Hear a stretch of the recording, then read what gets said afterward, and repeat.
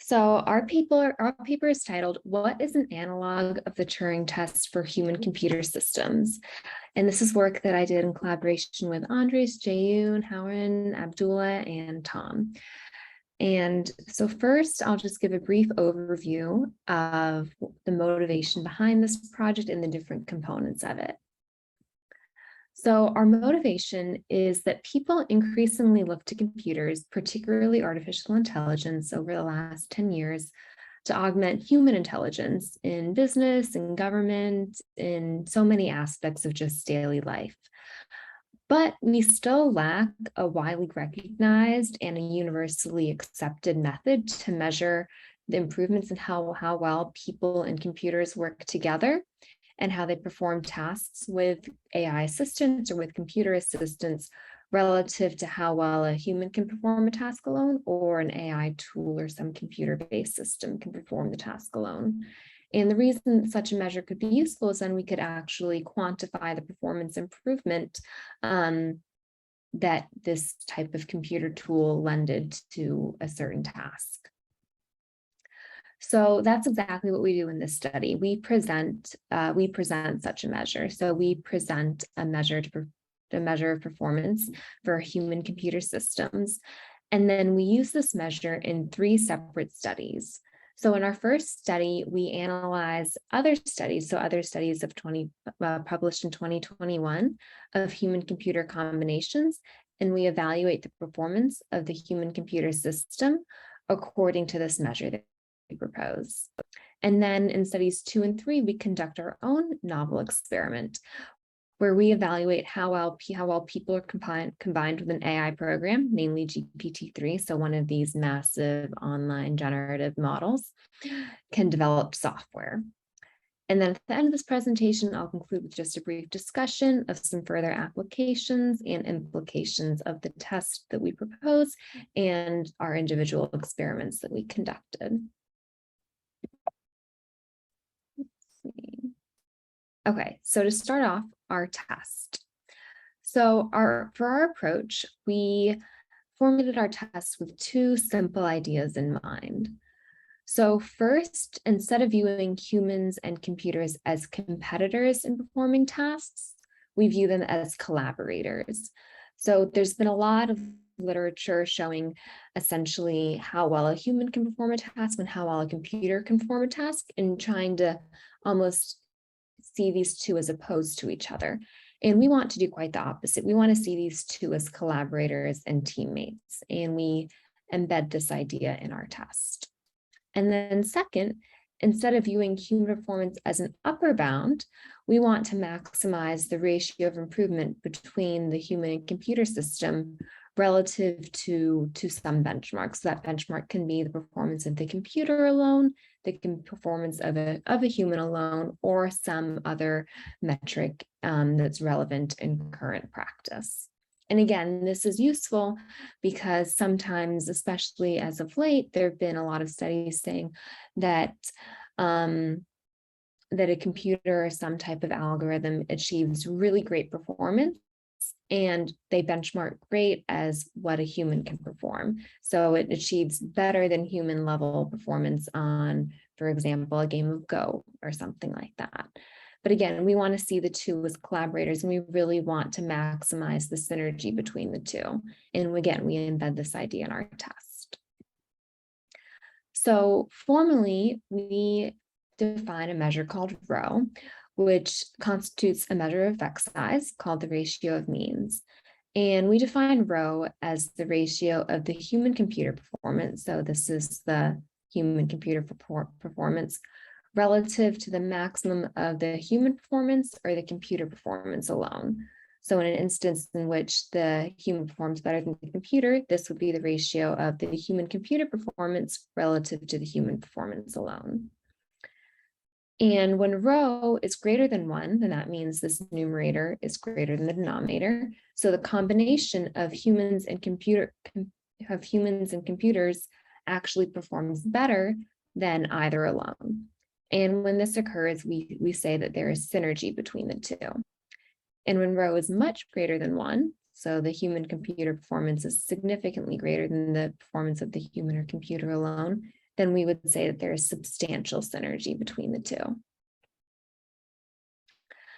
Two benefits of this test are: one, it's quite intuitive. So the ratio of means corresponds to a fairly intuitive understanding of improvement as a factor or a percentage. So for instance, a ratio of 2 indicates a doubling in performance relative to the baseline, and a ratio of 1.5 would indicate a 50% improvement. Another benefit of this test is it's comparable. So since the ratio of means is a unitless measure, it's comparable across many different units and scales of measurement, which is useful because that means that a lot of different applications can use this test, and then we can assess the performance of human computer groups across a wide variety of tasks and across a wide variety of performance metrics. And that's exactly what we do in study one. So in study one, we analyze recent studies that evaluate human computer performance. So in particular, the 3 research questions that were driving the study were: 1, how do we quantify synergy in human computer collaborations? And here we use our row metric to do so. 2, do human computer teams actually achieve better outcomes than either working alone? And we answer this question with the data that we gathered. And then 3, what magnitudes of improvement are found in recent research? And again, we can answer this question using our performance metric and using our data that we gather. So in terms of the data, we identified relevant studies using the techniques of a systematic literature review to find papers published in 2021 in a variety of computing and social science related outlets. And we found a total of about 25 papers that met our inclusion criteria. Briefly, this inclusion criteria meant that the study needed to include an original experiment that reported the performance of the human group alone, the computer group alone, and the human computer team alone, or the human computer team working together.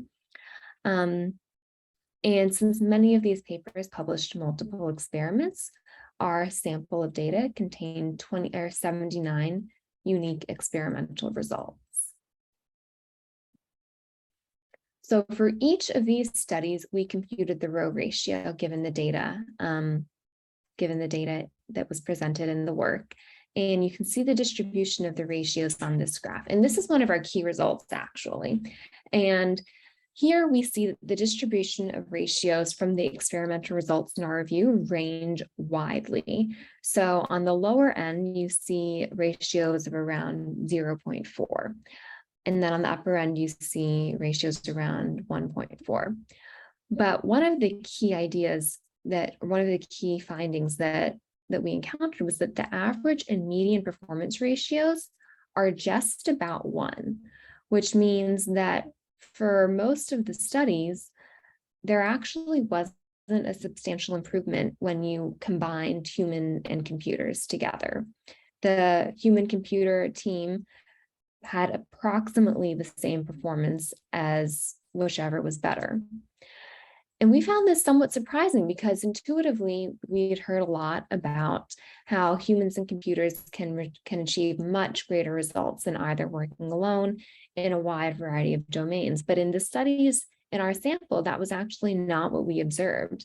In some tasks over here on the left-hand side of the graph, there was the human computer team actually performed substantially worse than the baseline. Typically, this was the case when a human was working with a pretty accurate algorithm. And so the algorithm achieved a pretty high level of accuracy. The human alone achieved a low level of accuracy. And then when the human and computer worked together, it was somewhere in the middle, but still worse than the algorithm alone, which is why you see these relatively low ratios. Importantly, we do see some higher ratios over here on the right-hand side, but the highest performance ratio was about 1.36, which corresponds to about a 36% improvement, which we still found surprisingly low. We were expecting ratios substantially higher. So as an addendum to this study, we also surveyed some experts in the field, mainly the authors of the results in our study, to see what their conceptions were. And we also found that similar to our kind of preconceived notions, we found that these participants also tended to overestimate the performance of human computer teams. Importantly, we do observe a wide range of responses to all of these questions. But interestingly, if you look at question A and question B, we see that the median response over here, so about 50%, was about 50%. So this means that people expected about half of the studies to achieve ratios greater than 1, but the value from our sample was lower. And similarly over here, this is asking about the average ratio. We see that the median response is above 1, but the actual response was just about 1. So then in study 2, we conduct our own original experiments, and these were kind of motivated in part by the results from study 1. So here we found that study 1 suggests that it might be difficult to obtain large values of rho. But we were curious if this new generation of technology, GPT-3, could allow for larger ratios of improvement. And then we wanted to use this experiment to also demonstrate statistical ways to estimate the ratio of means that also controls for other factors involved in the experiment. So in our experiment, was an HTML replication task. So all of the participants were tasked to develop an HTML page that resembles this web page. So the subjects in this experiment were human programmers with experience in HTML. And we looked at 2 conditions. So in the first condition, we had the humans alone. So this was just one of the human programmers tasked to replicate the HTML page, and they didn't have any assistance. They worked with an interface that looked something like this on the right-hand side. And then in the second condition, there were humans with GPT-3 assistance. So the human could make calls to GPT-3. So this is an example of part of the interface, and this over here is an example of a request that people could make using GPT-3. And they were able to work together in that condition. We didn't test the computer condition alone. That would be the GPT-3 condition alone, as this program cannot complete the task by itself. The performance measures we looked at, or we tried to combine speed and quality. And the way we did this was we looked at speed of completion of the task subject to a quality constraint. So we said it had to achieve a certain level of accuracy to be included. And almost all of the participants did achieve this level of accuracy. So this table shows some of the key results. So focusing on study 2, the human-only condition, this is their speed in terms of tasks per minute, and this is their accuracy rate. And then this is the human-computer combination, the HC group, and this is their speed in tasks per minute, and this is their accuracy. So the main takeaway from this graph is that the human-computer group performs better than the human group alone. And in fact, when we control for factors such as task order and such, the humans and GPT-3 combination obtains significant synergy as measured by the rho ratio. The performance improvement was about 25%, which corresponds to a ratio of 1.27. So this was one of the big findings from this study. And if we wanted to see what that would look like according to recent studies, that would mean that our study would fall just right around here. So on the upper end of synergy levels. And we decided to run another study, study 3, which looked at a similar task, but this time the subjects we looked at were human non-programmers, so people without experience in GPT-3. And again, the motivation behind this study was in the previous study, the subjects were experienced human programmers, but we wanted to see how these results might differ for humans without this type of skill. And in particular, can they complete this task as fast as skilled programmers now that they have this extra computer assistance? So again, the experimental setup looked quite similar. The only difference was here in the conditions, we only tested one condition. So the humans with GPT-3 assistance, so this is the human-computer combination, as we assumed the humans alone could not complete the task since they don't have any programming experience in HTML. So again, here we computed the row ratio. So the human-computer group completed, this was their speed. And then this is the human group, the computer group, we assume their speed is 0 since they can't complete the task. So in this instance, our row ratio would be defined as essentially undefined because the denominator is 0. In practical terms, this just means that the non-programmer humans and GPT-3 human-computer system have very strong synergy, because when the two work together, they can achieve something that neither could do when they were working alone. There was another interesting part of the study, and we decided to compare the programmers to the non-programmers. And we did a study, we tried to do an exercise where we estimated how much each condition costed. And we found that since non-programmers are now able to do a task using GPT-3 that previously would have required programmers to do, it could be more economical to use non-programmers for this task at scale. So over here in this first column, this is the rate per hour. We've recruited these people through the Upwork platform. This is how long it took them to complete the task. And this is how many GPT-3 calls they made, which do cost some money, but a relatively small amount. And then this is the total cost. So the non-programmers in GPT-3, in this instance, could complete the task at a lower cost than either the programmers alone or the programmers working with GPT-3. And this points to a bigger implication, which is a reskilling of labor that might occur when we start to use these different technologies to give people new abilities that they previously hadn't had. So just to wrap up with some of the key points from this study. So our first study summarizes the state of the art in human-computer groups. We used our tests to analyze a large sample of recently published studies, and we found surprisingly low ratios of improvement. Some of the questions this raised for us were maybe achieving substantial synergy between people and computers is just a little harder than people think. It was certainly harder than we thought. And perhaps it requires not only new types of software like GPT-3, but also new ways of trying to design human-computer groups.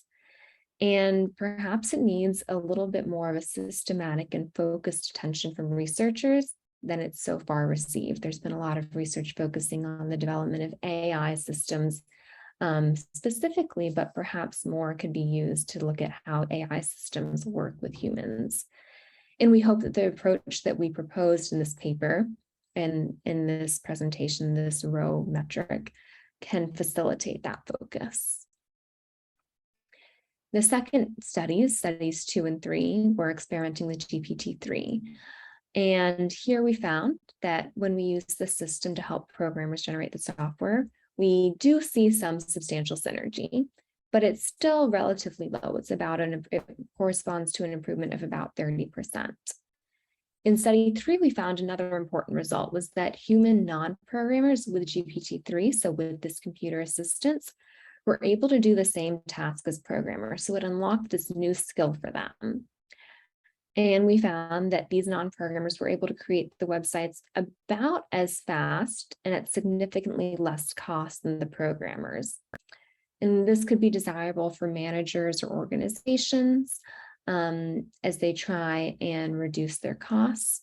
Interestingly, it could also be seen as a form of de-skilling for the programmers, as their jobs could now be performed by others for lower compensation. But it could also be seen as unlocking a new potential for people who who can now complete new tasks and have new abilities given these new technologies. So finally, we view this test as a complement to the Turing test. So generations of computer scientists have been inspired by the Turing test to create computers that can equal human performance. But increasingly, computers are used to augment human intelligence and not just replace it. And we think that the test that we propose, by focusing on really quantitatively measuring this combined performance of people and machines, can help correct this imbalance and lead to better uses of computers. Some future ideas we have include creating contests for the best human computer performance, where we try and maximize this row ratio, and facilitating more collaborations between computer scientists and social scientists, again, to try and maximize the potential of human computer groups.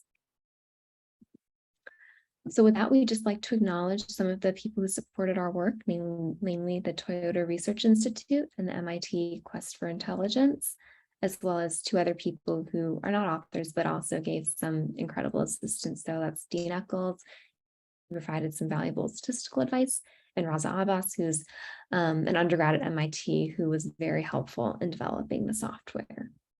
So with that, I think I'm out of time, but yes, please ask questions.